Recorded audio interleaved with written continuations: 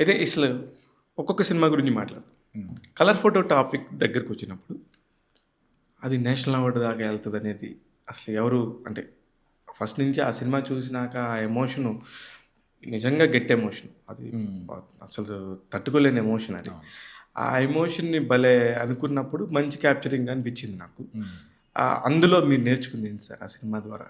Colour photo నాది అని చెప్పుకోవడానికి లవ్ ఎంటర్‌టైన్‌మెంట్స్ యాజ్ ఏ నిర్మాతగా మీరు నేర్చుకుంది నేర్చుకోవడం అంటే మనం ఎవ్రీ మూవీలో నేర్చుకుంటాం అండి. ఎలా అంటే దట్ వాస్ వెరీ మెమరబుల్. అంటే చాలామందికి అది నాకు తెలిసి అప్పటికి రాజేష్ గారు మల్టిపుల్ సినిమాలు తీశారు.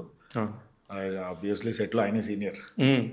చాందీ కూడా మల్టిపుల్ మూవీస్ తీసింది. కానీ మోరల్లీ సినిమా సందీప్ కానీ సుహాస్ కానీ లాట్ ఆఫ్ పీపుల్కి అదే first cinema Bhairav correct. Sandeep Raju చాలా డ్రీమ్స్తోని చాయ్ బిస్కెట్ నుంచి అక్కడికి వచ్చి చేసుకుంటున్నాం కదా. అవునవును. సో యాక్చువల్లీ ఆ బ్యూటిఫుల్ టీమ్ వర్క్ అండి. చాలామందికి అది ఫస్ట్ సినిమా అయ్యేసరికి మోర్ ఆఫ్ చాలా ఫ్రెండ్లీ వైబ్. నేను యాక్చువల్లీ ఆ జర్నీ ఎంజాయ్ చేశాను యాక్చువల్లీ. అందరితో. ఇప్పుడు అదే ఎంజాయ్ని కంటిన్యూ చేయడానికి ప్రతి సినిమా కూడా కొత్త దర్శకుడితో చేస్తున్నారేమో అనిపిస్తుంది నాకు. కాన్షియస్గా కాదండి, అది అలా అయిపోతుంది. అంటే మనం స్టోరీస్ ఎదిగే టైం అంటే నేను ఎప్పుడూ నమ్ముతాను, మనం ఏం సినిమాలు తీస్తే మనకు అయ్యే సినిమాలు స్టోరీస్ మనకు వస్తాయని. I did colour photo, I got Bedurulanka, because I did Bedurulanka, I got దండోరా. సో దండోరా వాళ్ళు ఇంకేమని స్క్రిప్ట్ వస్తుందన్న హోప్తోనే నేను వెయిట్ చేస్తూ ఉంటాను. అయితే సరే, కలర్ ఫోటో గురించి చెప్పారు చాలా సింపుల్గా. గురువారం తెల్లవారితే గురువారం అది మహేష్ బాబు గారి సాంగ్ కదండి.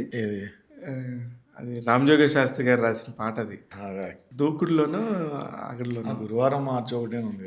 ఏంటంటే టైటిల్స్ మేము కొన్ని అటు ఇటు అనుకుంటూ తెల్లవారితే గురువారం ఊరికే సౌండింగ్ వైజ్ బాగుంది అని చెప్పి ఓకే సినిమా ఫ్రైడే రిలీజ్ అవుతూ గురువారం పెట్టారు ఏంటన్న ఊరికే కమెంట్స్ కూడా యాక్చువల్లీ మేము అనుకున్నాం. అలా అంతే అండి, వచ్చి కథ చెప్పారు, సినిమా గారికి నచ్చింది అన్నారు. దెన్ అంటే అక్కడ హీరో పాయింట్ ఆఫ్ వ్యూ తీసుకున్నారు. దానిలో మీ కథ ప్రమేయం కానీ మీరు కూర్చొని కథల మీద కూర్చోవటం కానీ ఏం లేదు. నేను యాక్చువల్లీ ఆ కథ పైన ఎక్కువ కూర్చోలేదండి. ఇన్పుట్స్ మనం ఇచ్చాము. అదే అదే నాకు అర్థమైంది. దేనికంటే మిగతా కథల్లో ఉన్న ఏదైతే సోషల్ ఎలిమెంట్స్ ఉన్నాయో ఆ కథలో మిస్ అయింది. నేను అన్నది ఇందాక అదే పాయింట్. అంటే కాన్షియస్గా ప్రతి సినిమాల్లో సోషల్ ఎలిమెంట్ ఉండాలని మనం ఏం చేయట్లేదు. నో సోషల్ ఎలిమెంట్ ఉండాలని కాకపోయినా ఒక పాయింట్ ఖచ్చితంగా ఇది నాది అన్న ముద్ర అయితే ఉంటుందండి. ఇప్పుడు బాపు గారిని తీసుకుంటే ఒక ముద్ర, దాసనారాయణరావు గారిని తీసుకుంటే ఒక ముద్ర, రాఘవేంద్ర గారిని తీసుకుంటే ఒక ముద్ర ఉన్నట్టుగా నిర్మాతల్లో క్రాంతి కుమార్ కానీ పెద్దవాళ్ళు, అటూరి పూర్ణచంద్ర గారు కానీ ఇట్లా పెద్ద పెద్ద నిర్మాతలు ఉన్నారు. వాళ్ళు తీసుకునే కొన్ని కాన్షియస్ డెసిషన్స్ ఉంటాయి. అలాగా ఒక ముద్ర ఉంటుంది వాళ్ళ సినిమా. ఇప్పుడు రామానాయుడు గారి సినిమా వస్తుందంటే ధైర్యంగా వెళ్ళేవాళ్ళం సినిమాకి మేము అప్పట్లో. నాయుడు గారి సినిమా అంటే సురేష్ ప్రొడక్షన్స్ అంటే ఏదో ఉంటుంది. అప్పుడు బ్యానర్స్ చూసి వెళ్ళటం అనేది 90s కిడ్స్కి అలవాటు. అవునవునండి, అది రైట్. రీసెంట్ కూడా ఎవరితో అదే టాపిక్ మాట్లాడుతున్నాం. వైబ్ ఉండేది అంటే ఇలా బ్యానర్ ఇది పడుతూ ఉంటే అది నేను అంటుంది. ఆ వైబ్ ఇప్పుడు మిస్ అవుతున్నారు. అట్లాగా మళ్ళీ ఇప్పుడు మనకంటూ ఒక ముద్ర మీరు తీసుకొస్తున్నారనే ఫీలింగ్ నాకు ఉండింది. అందుకని అడుగుతున్నాను నేను. ఉందా అంటే కాన్షియస్గా చేస్తున్నాం కాదు, కానీ over time I want be remembered. మంచి సినిమాలు తీస్తారు అంటే దండోరా తీసాక బెదుర్లంక, కలర్ ఫోటో అందరికి గుర్తు వస్తున్నాయి.